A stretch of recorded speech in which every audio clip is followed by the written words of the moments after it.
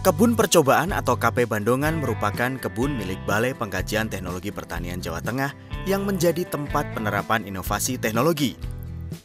Salah satu inovasi yang diterapkan adalah sistem integrasi padi dengan itik. Sistem integrasi tanaman padi dengan itik merupakan penerapan keterpaduan antara komoditas padi dan ternak itik yang saling menguntungkan, yaitu efisien dalam penggunaan sarana produksi dan sarana peternakan bahan lokal yang dimiliki.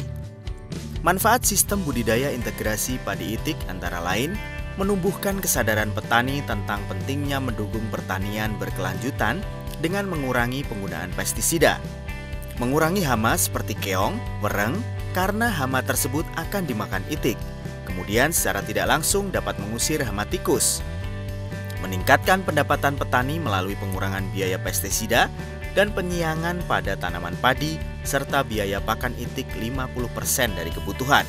Selain itu, dalam satu luasan yang sama dan pada waktu yang sama dapat dihasilkan padi dan itik tanpa berpengaruh pada produksi. Komponen teknologi integrasi padi dengan itik yaitu yang pertama adalah umur itik. Itik yang berumur 30 hari dilepas di petak sawah dengan umur padi yang sama setelah sebar atau HSS. Pembesaran itik sampai pada saat 7 hari sebelum panen padi. Yang kedua, kepadatan lebar. Setiap petak untuk satu koloni itik dengan kepadatan 7 ekor per 100 meter persegi sesuai luasan masing-masing petak. Yang ketiga, pemberian pakan yang berupa dedak dan konsentrat dengan perbandingan 3:1 diberikan sebanyak 50% dari kebutuhan pada pagi hari di tempat istirahat itik. Keempat adalah cara pengandangan. Menggunakan pagar plastik keliling pada setiap petak setinggi 0,60 meter. Untuk tempat istirahat itik, gundukan pematang yang dilebarkan tanpa kandang khusus. Itik berada di lahan 20 jam selama pembesaran.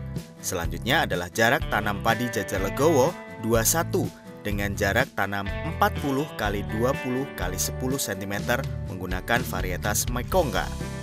Pupuk yang diberikan mengandung bahan organik 2 ton per hektar pada saat pengolahan tanah dan Ponska 300 kg ditambah urea sebanyak 100 kg pada umur 25 HSS. Kemudian pengendalian pestisida tidak dilakukan. Bila terpaksa menggunakan pestisida, maka itik dikandangkan selama 2 hari.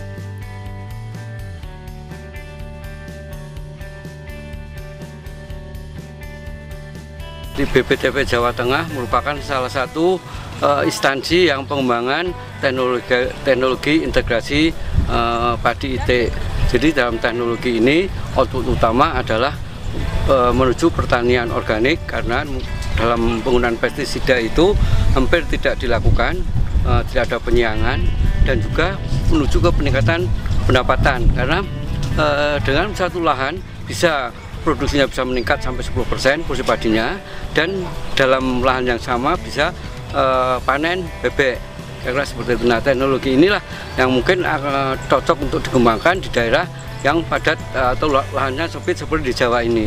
Nah, teknologi yang harus diingat bahwa di dalam integrasi itik ini umur itik itu harus sama dengan umur padi. Jadi umur 20 sampai 30 hari itu dilepas.